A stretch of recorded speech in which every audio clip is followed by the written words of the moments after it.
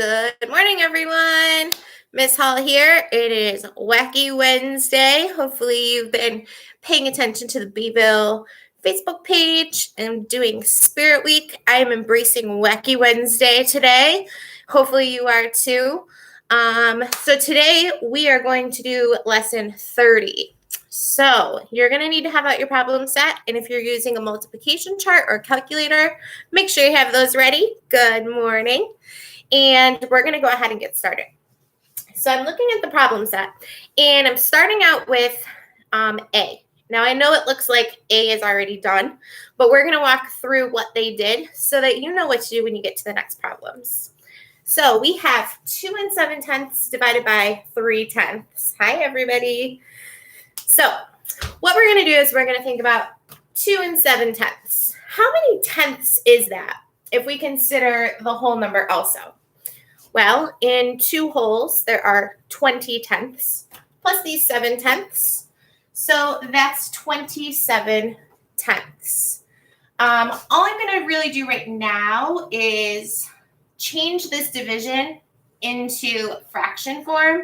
Because remember, fractions and division are the same thing. So 2 7/10 divided by 3/10. So I know that 2 7/10 is on the top, and I have 3/10 on the bottom. And what I want to do is get rid of those decimals. So both of these are tenths, and if I multiply by 10, I'm going to be able to pull out that decimal because this is going to end up as 27, which we know 2 7/10 is 27 tenths. So since both of them are tenths, I'm going to multiply both of them by 10 because remember, with a fraction, whatever I do to the top, I have to do to the bottom. So both of them are being multiplied by 10. When I multiply 2 7/10 times 10, remember, when you multiply by 10 or 100, you're really just moving the decimal. So we're going to move the decimal one spot because a 10 has 1 0 in it. So 2.7 times 10, I move the decimal over one place. That gives me 27. And on the bottom, I'm going to do the same thing. I'm multiplying by 10, so I move my decimal one place. So that would come over here, and this would be a 3 on the bottom. So we have 27 thirds.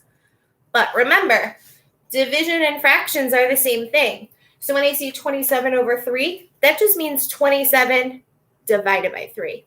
So 27 divided by 3 gives me 9. So that's what they did in the example. We're going to look at B also. They did most of this one for you, but not completely. And you'll notice when you look at A and B, they're super similar because they have the same digits. However, the decimal point, I should say, is in a different place in this second number. So instead of having 3/10, now we have 3/100. So let's start by changing this into a fraction form. So I'm just going to write 2 7/10 over 3/100 now. So remember, this is still showing division, just in a fraction form. So the next thing that they did was they had to decide what they're going to multiply the top and the bottom by. Now I want to get rid of the decimals. So if I multiply this one by 10, like I did up here, I would still get 27. But if I multiply this one by 10, I would still have 3/10. I would have a decimal, and I can't do that. So I need to figure out what to multiply both of them by so that I remove the decimals from both numbers.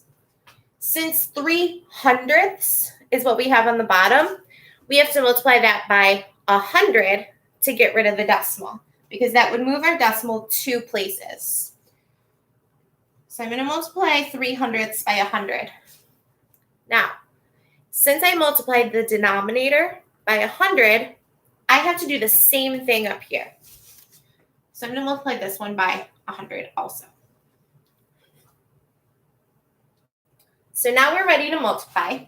And remember, we're still multiplying by a 10 or 100, so we're just moving decimal places. If I have 100, I have to move that decimal 2 places.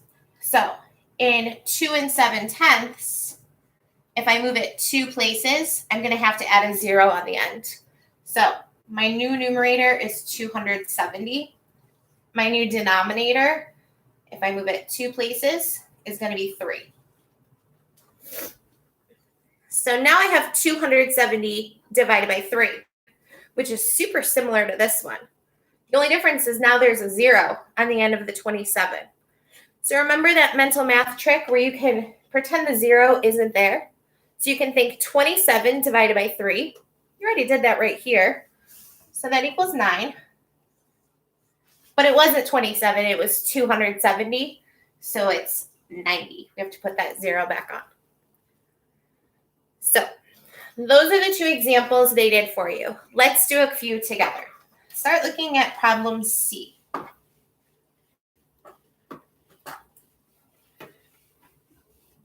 Okay. 3 5/10 divided by 5/10. Okay.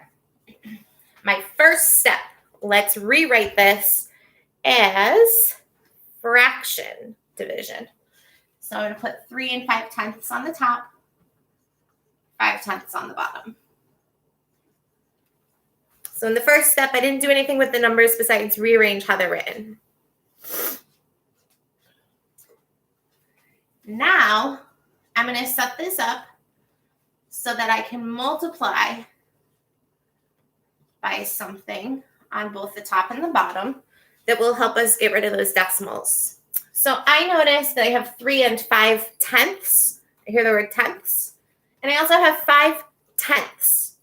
Since both of them are tenths, that tells me that I have to multiply both of these by 10. Whatever I do on the top, I do the same thing on the bottom.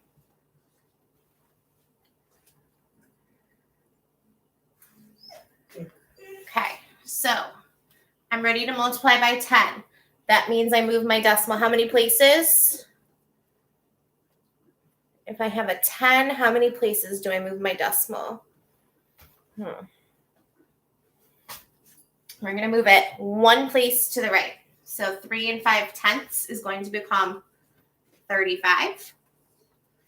5/10, if I move it 1 place, will become 5.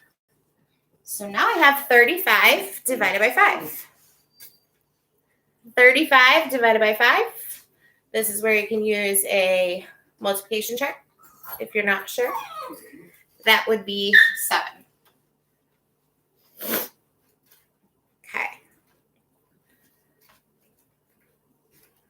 Let's take a look at the next one. I'm going to keep this one here as reference because these are related also. Let's look at D. I have 3 5/10 divided by 500. So this is similar to the one we did for B. So think about what's the very first step?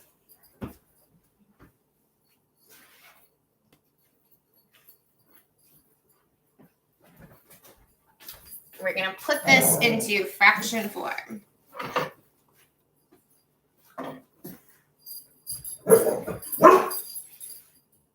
Sorry for all the puppy noise.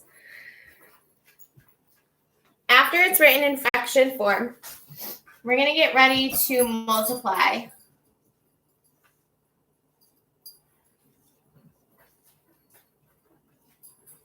So the first thing I do after I've written this in a way that I can be ready to multiply is I want to read the numbers to myself and think about what units do I have.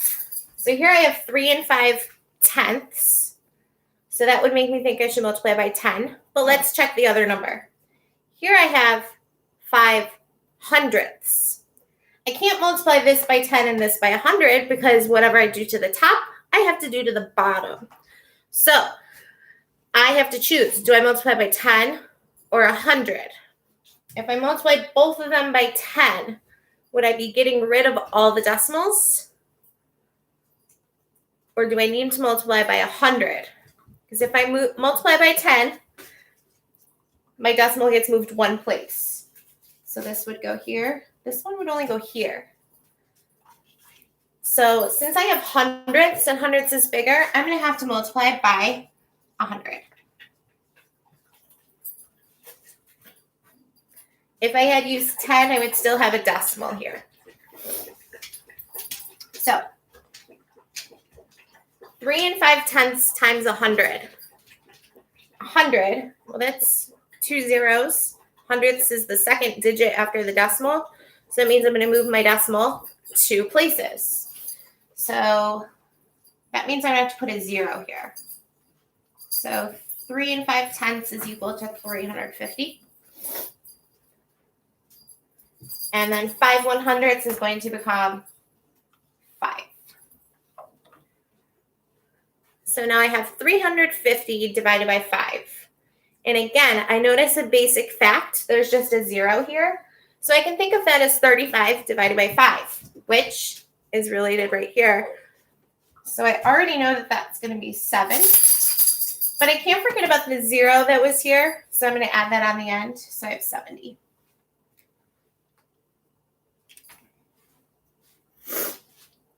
All right, let's do one more pair together.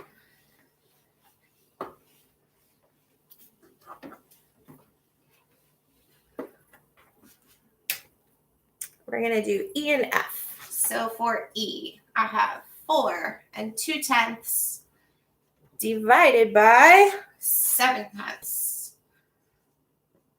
Okay. First step, change it to a fraction. So 4 2/10 over 7/10. Okay, part 1 done. My next part, I'm getting ready to multiply. So I'm doing a longer line, and I'm just rewriting these two numbers.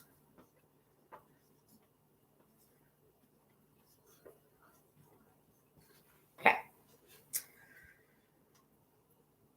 So I have 4 2/10, and then I have 7/10. So what am I going to multiply both the numerator and the denominator by? What should I multiply by? I have 4 2/10, and I have 7/10.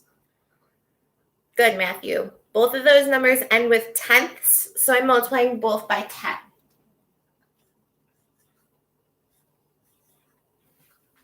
Okay. Good job, Ava. So now, I'm multiplying by 10. So how many places do I need to move my decimal? How many digits will my decimal shift when I multiply? Am I going to move it once, twice, 10 times? Good. We're moving it 1 time. So in 4 2/10, the decimal will move to after the 2. So that's going to give me 42. And in my denominator, I move the decimal 1 place to the right, and that's going to give me 7. Okay, 42 divided by 7. This is one of the facts that's hard for me. Can somebody help me out here? What's 42 divided by 7? I can never remember this one.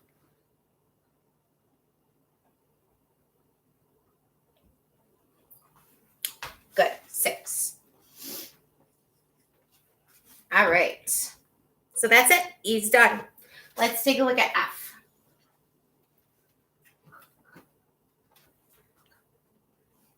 Now I have 42 hundredths. And I have 7 hundredths. Okay, so again, I have the same digits, but my decimals are in different locations. So, step 1, rewrite it like a fraction. The first number goes on the top.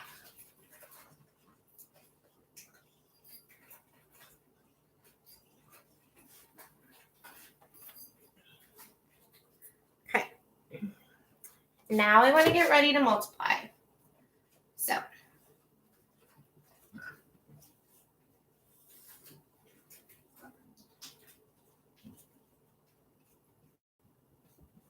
So I have 42 hundredths times something over 7 hundredths times something. Did you hear what I said when I read both of those numbers? 42 hundredths, 7 hundredths. So what do we multiply by? Both have to be multiplied by, nice job, guys, 100.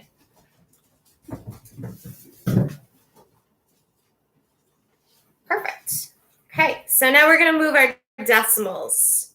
If I'm multiplying by 100, I love all those correct answers I'm seeing in the comments. If I'm multiplying by 100, how many spaces or digits will my decimal move? When we multiply by 100, how many times will the decimal move over? Okay. Yes, okay. Nice job, 2. So in 42 hundredths, the decimal is going to move over after the 2. So I have 42 over 7. Nice job. Okay, 42 divided by 7. Okay, we already did that one. It's 6. So how did we get the same answer for both of those?